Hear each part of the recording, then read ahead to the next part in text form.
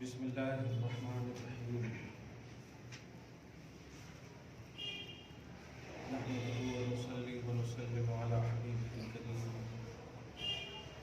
الامین العزیز الرؤوف الرحیم وعلى آلہ واصحابہ الافضلین الاکرمین اجمعین اما بعد اعوذ باللہ من الشیطان الرجیم بسم اللہ الرحمن الرحیم وما قدر اللہ حق قدرہ قالوا ما انزل الله على بشر من شيء صدق الله العظيم رسول برکت کے لیے درود شریف صلی اللہ علیہ وسلم سیدنا و حبیبنا و مولانا محمد ماہر الجود والکرم وعلی آلہ الکرام وابنہ الکریم وآلہ واصحابہ وبارک وسلم صلاۃ و سلام علیک یا حبیبی یا سیدی یا رسول اللہ صلی اللہ تعالی علیہ وسلم۔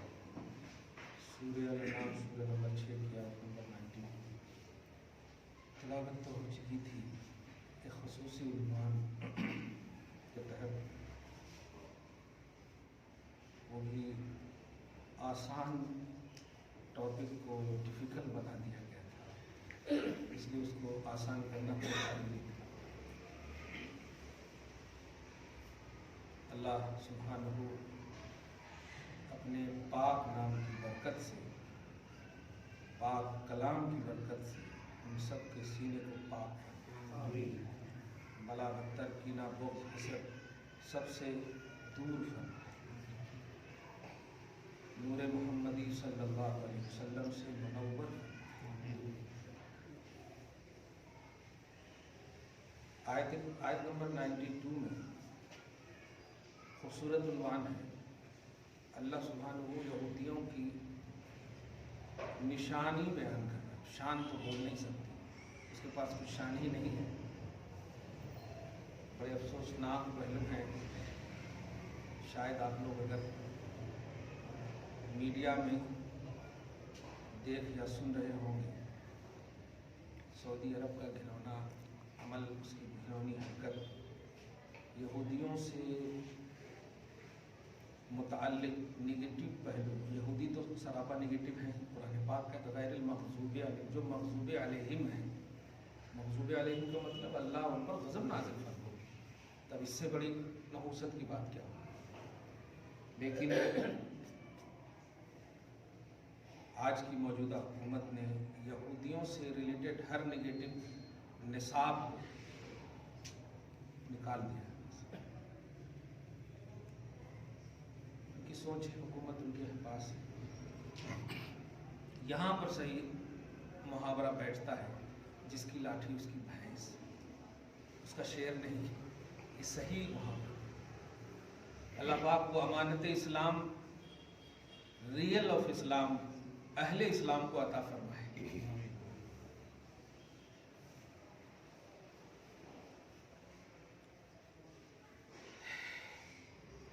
تو چونکہ یہودیوں کی نشانی بیان ہو رہی ہے، اور جو مختلف لفظوں میں مختلف عنوانات سے آپ سنتے رہتے ہیں، اس میں سب سے گھناؤنا عمل جو یہودیوں کا ہے وہ ہے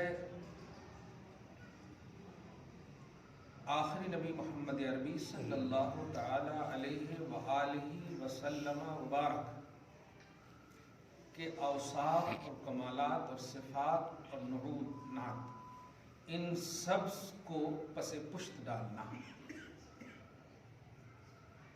چنانچہ یحرفون الکلم عن مواضعہ، ایسا آپ کئی جگہ پڑھے ہوں گے کہ یہ یہودی اللہ کے کلمات کو اس کی جگہوں سے بدل کر کے دوسری جگہ پہ، ادھر کی بات ادھر، ادھر کی بات ادھر۔ اسی طرح نبذ وراء ظہورہم، کہ اللہ کی کلمات کو اپنے پس پشت ڈالیں۔ وراء ظہور، یہاں جو کلمات ہیں نا، وہ کلمات سے مراد حضور کی نعتیں ہیں، یعنی جن کلام الہی میں، جن کلمات الہیہ میں حضور کی شان بیان ہوتی تھی، اس کو بند کر دیں، کیونکہ یہودی تھے، وہ بنی اسرائیلی رسول اور نبی کے حوالے سے جینا چاہتے تھے، اور لفظی طور پر، حقیقی طور پر کیا، حقیقی وارث تو ہم ہیں آدم سے لے کر عیسیٰ تک۔ کسی بھی نبی کے حوالے سے ہمارا عقیدہ ہے لا نفرق بین احد منہم، نفس نبوت اور رسالت میں ہم کسی بھی نبی کے درمیان ڈیوائڈ نہیں کرتے. ہر نبی مکمل ہے اپنی قوم میں، یہ عقیدہ ہے الحمدللہ. ارے امت کے جب ولی کو ہم اتنا رسپیکٹ دیں تو اللہ کا نبی کتنا مطلب رسپیکٹڈ ہوگا ہم فکروں میں الحمدللہ. کیونکہ ولی نبی نہیں ہے، نبی لیکن ولی ہے، تو وصف ہے ان کے. اور دوسری بات جو ہے کہ نبی کے اوصاف و کمالات کو چھپانا ان کا ایک دم ان کا لیول اور ان کی فطرت بن گئی. آج بھی یہودی جملے آپ مسلسل 6 سال سے سن رہے ہیں. یہودی ہو سکتا ختم ہو جائے لیکن یہودیت ختم نہیں ہوئی. یہودیت ایک تحریک ہے، اسلام اور پیغمبر اسلام کے خلاف محاذ کھڑا کرنے کا نام ہے، اس تحریک کا نام. ہم سب بھی ٹھان لیں الحمدللہ کہ جب تک آخری رمق حیات باقی ہے کامیاب ہونے نہیں دیں گے. اللہ سبحانہ ہم سے کام لے گا انشاءاللہ، ہماری نسلوں سے کام لے گا. ہم خالی ٹھان کے تو دیکھیں الحمدللہ. ہاں، جو اللہ فرعون کے گھر میں موسیٰ کو پال سکتا ہے، کمال ہے، وہ اللہ یہ مٹھی بھر کے سامنے. اللہ سبحانہ آپ کی ہم سب کی مدد فرمائے. دوسری بات یہ تھی کہ تحریف اوصاف رسالت میں حضور پاک صلی اللہ علیہ وسلم کے اوصاف اور کمالات میں یہ کرتے تھے، لیکن اللہ پاک فرما رہا ہے تم نے میری قدر نہیں کی. یہ جو عنوان ہے وما قدر اللہ حق قدر، ان یہودیوں نے اللہ کی قدر نہ کی جیسا کہ قدر کرنے کا حق تھا. اب تفسیر میں دیکھیں گے کیا قدر نہ کی تھی، تو یہیں پر ہے اس کا اذ قالوا ما انزل اللہ علی بشر من شیء. 2 غلطی یہاں پر کی. پہلی غلطی ہے کہ کیا کہہ رہا ہے یہ فرقہ کہ اللہ نے کسی بشر پر کچھ نازل کیا ہی نہیں. 2 غلطی. کسی بشر پر کچھ نازل کیا ہی نہیں. کون نازل کیا بتا؟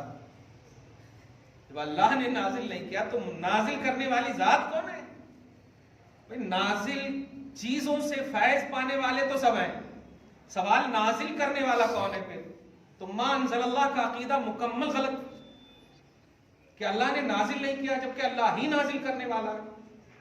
تو صفت انزال سے انکار جو توحید کا انکار ہے. اور دوسری بات علی بشر، کسی بشر پر نازل نہیں کیا. نیت میں محمد رسول اللہ صلی اللہ علیہ وسلم. تو ان سے تھوڑی سی بہت انٹیلیجنٹ سمجھتے ہیں اپنے آپ کو. ہاں، اسی لیے آج بھی اسرائیلی کو دیکھیے، بڑے کوانٹیٹی میں بہت کم ہے لیکن ایک کو ہزاروں پر بھاری سمجھتے ہیں. ایک مر جائے تو پورا ملک تباہ کر دیتے ہیں وہ. ہاں چلیے. دوسری غلطی یہ کہ بشر پر نازل نہیں کیا، یہ توحید ہے. نازل کرنے کے لیے تو نبی اور رسول کا کانسیپٹ ہوتا ہے، لفظ بشر کہنا یہ بہت بڑی توہین ہے. تو خدا کی بھی توہین، رسول کی بھی توہین. جس پر نازل کیا جائے وہ وحی والا نبی ہوتا ہے، وحی والا رسول ہوتا ہے. وہ بشریت کی صفت سے ایک دم الگ ہو کر کے اعلیٰ وصف میں آ جاتا ہے، بشریت سے ختم نہیں ہوتا.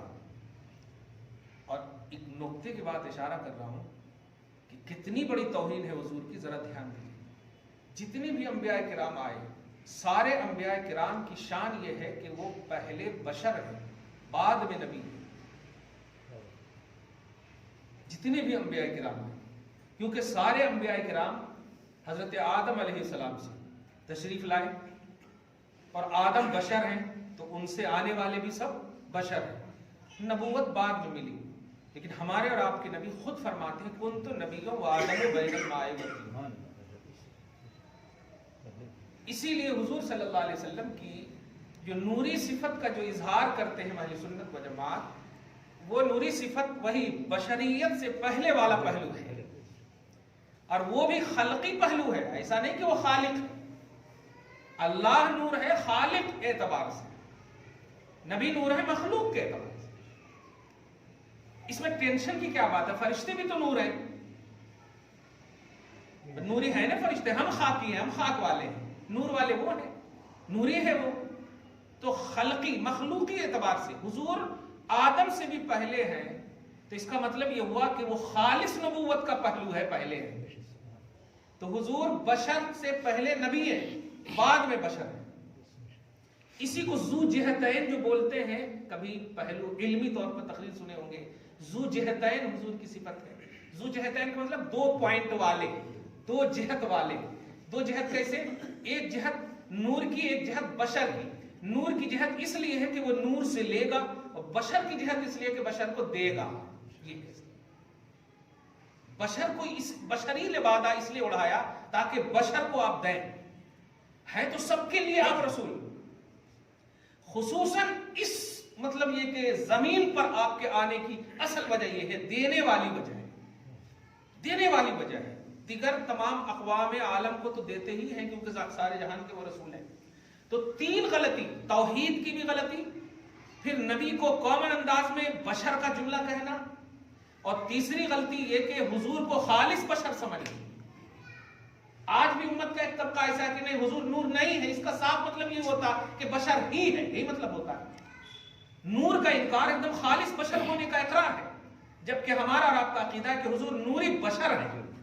صحیح ہے، نوری بشر ہے. نوری لفظ نور پہ غور کی، نوری بشر ہے کیونکہ آدم سے پہلے ہے نوری پہلو ہے، اور آدم کے بعد ہے بشر ہے، تو نوری بشر ہو گئے. کتنا آسان پہلو ہے، خالق ہونے کے اعتبار، مخلوق ہونے کے اعتبار.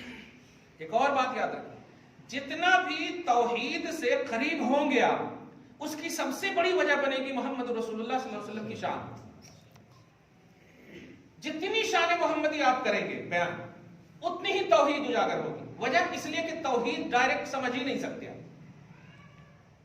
آپ کو یہ سمجھنا ہو محمد الرسول اللہ جب ایسے با کمالات ہیں تو کمالات عطا کرنے والا خدا کیسا ہوگا. یہ کیسا؟ تو توحید کی نکھار کا نام ہے شان محمدی.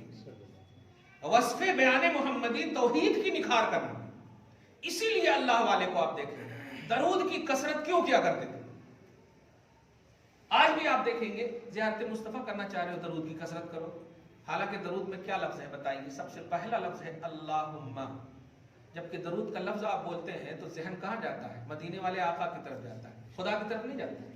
صحیح ہے، درود شریف پڑھنے اگر کہا جائے تو آپ کا ذہن بالکل سبقت نہیں کرتا ہے خدا کی طرف. کیسا رچا بسا ہے دیکھیں آپ.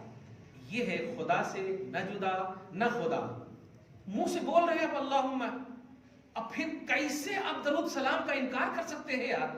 جس درود و سلام میں انوائلنٹری میں بھی آپ نبی کی فکر ہے لیکن خدا کا نام ہے.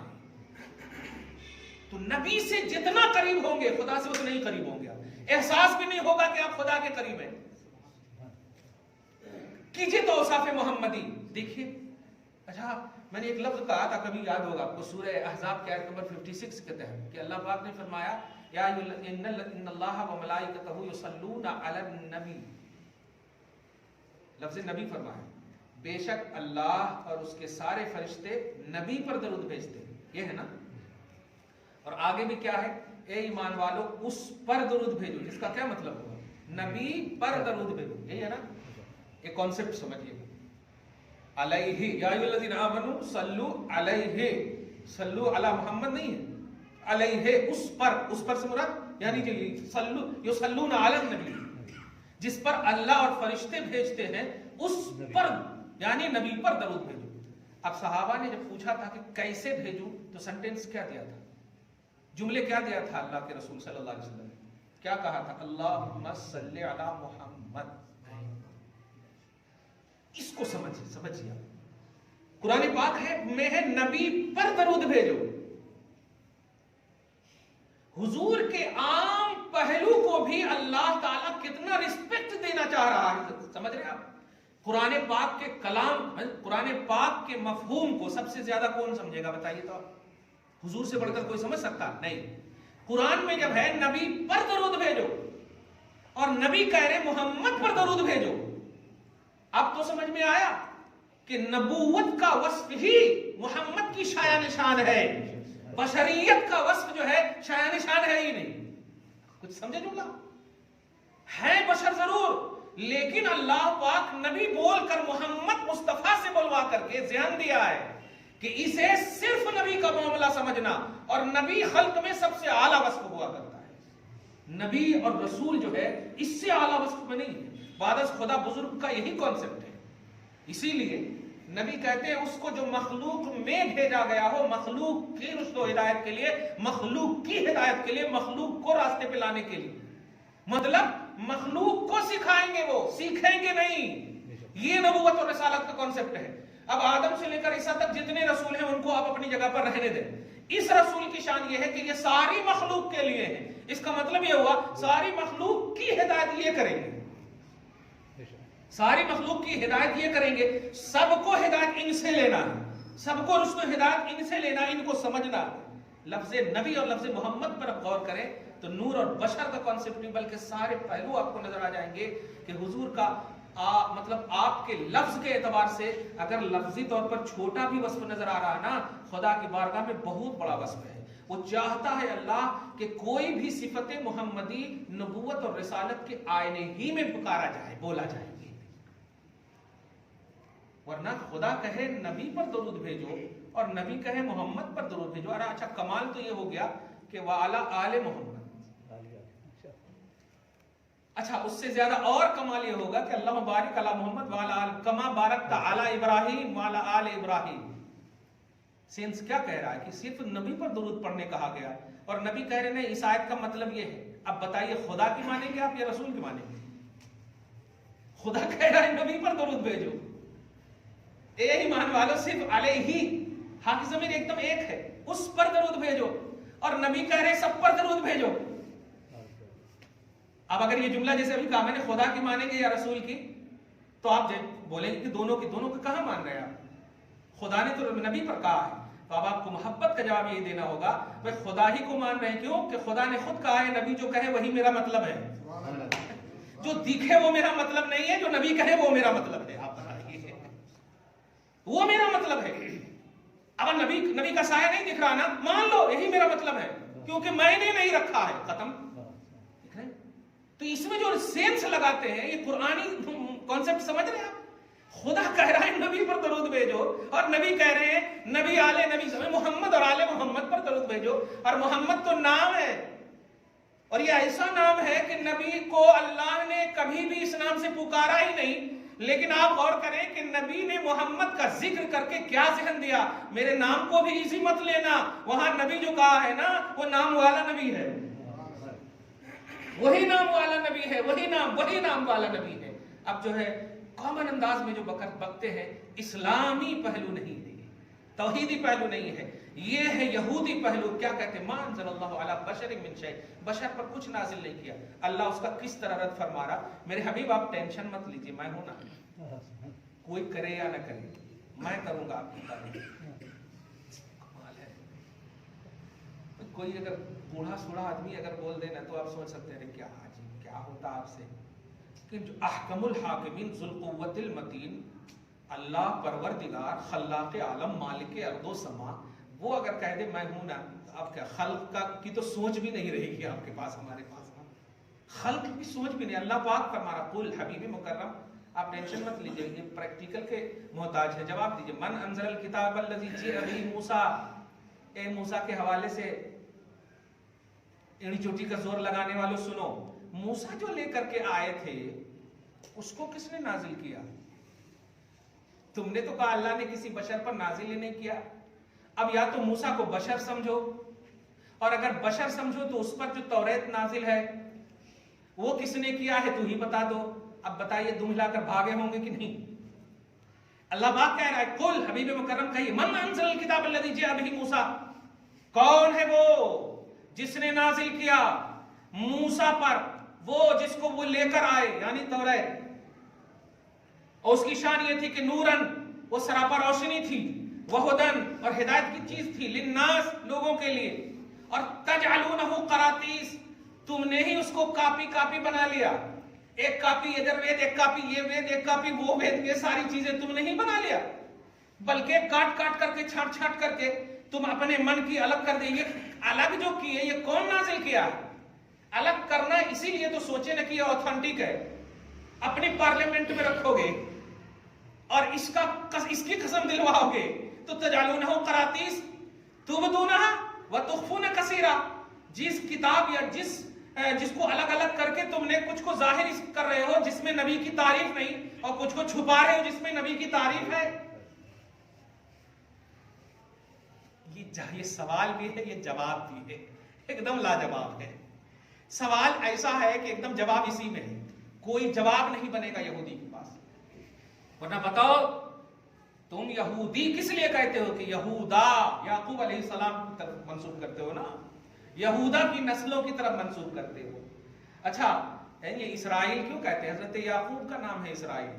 یا بنی اسرائیل کا مطلب ہے یعقوب کی اولاد. یعقوب تو نبی ہیں، اس لیے کبھی بھی اسرائیل مت بولا کیجیے، اسرائیل بولا کیجیے، اسرائیل مت بولا کیجیے. علم آ گیا اس لیے تو ہے نہیں. اسرائیلیوں کبھی کبھی بول دیتے ہیں نا غصے میں، ہاں یہ اسرائیل ہے نہیں، ہاں نتنیاہو جہاں کا وہ ہے، کیا ہے پریسیڈنٹ وہی ہے نا. خیر اللہ تعالیٰ آپ کو بچائے. قرآن پاک میں 3 بات کا ذکر کیا ہے، اور ان تینوں باتوں سے آپ کا سینہ صاف ہونا بہت ضروری ہے.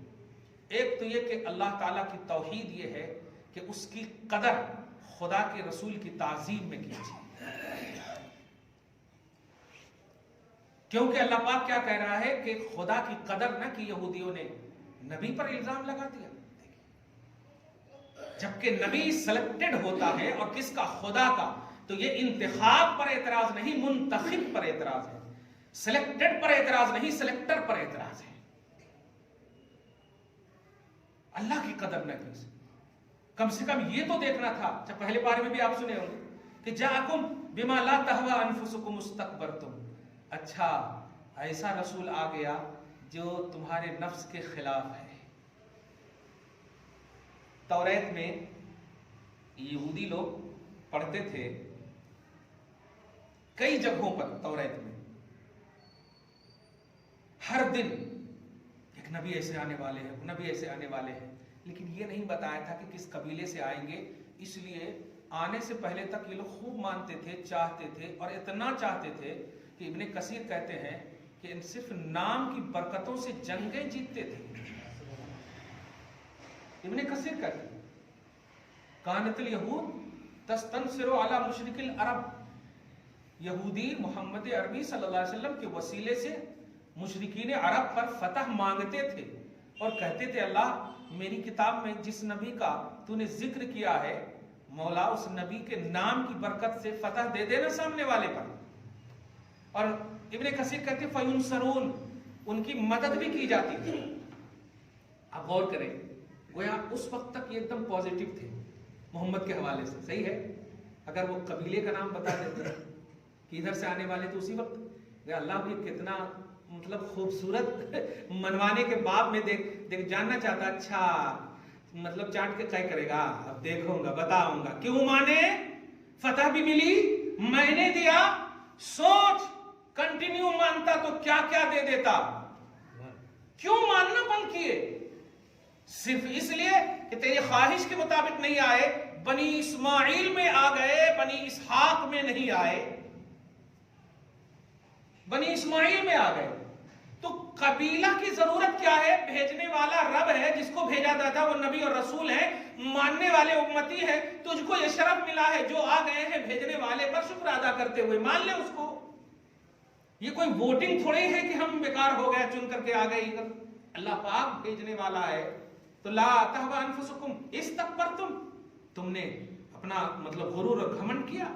ففریقا کذبتم وفریقا تقتلون، بعض انبیاء کرام کو جھٹلائے، بعض کو قتل تک کر دیے. زکریا اور یحییٰ یہ سب بڑا مشہور واقعہ آپ سمجھ چکے ہیں. کہنا یہ ہے کہ ان کی شرارت کی انتہا یہ ہے. آپ سب بھی سترک رہیے، باخبر رہیے. اور جو جملے ہمیشہ بولتے ہیں کہ سعودی سے یہ پھیلا، سعودی سے یہ ہوا، سعودی میں یہ ہو رہا، سعودی میں کچھ نہیں ہو رہا. آپ انڈیا میں مریں گے تو جنتی ہوں گے اگر عاشق رسول ہیں، اور آپ مکہ کے اندر مریں گے اور گستاخ ہوں گے تو ڈائریکٹ جہنم میں جائیں گے. کھلی بات کر. ابو لہب انڈیا کا نہیں تھا، روز دیکھتا تھا کعبہ کو. صحیح ہے کہ نہیں؟ ٹرسٹیوں میں سے تھا ٹرسٹیوں میں سے تھا، کنجی دینے لینے والوں میں سے تھا. لیکن بتائیے انڈیا کا ایک فقیر حافظ قرآن بھی تبت یدا ابی لہب پڑھ رہا ہے. تبت یدا ابی لہب، ایک فقیر ناظر قرآن والا بھی پڑھ رہا ہے، ہلاک ہو جائے ابو لہب کے دونوں ہاتھ وتبا، اور ابو لہب بھی ہلاک ہو جائے. بتائیے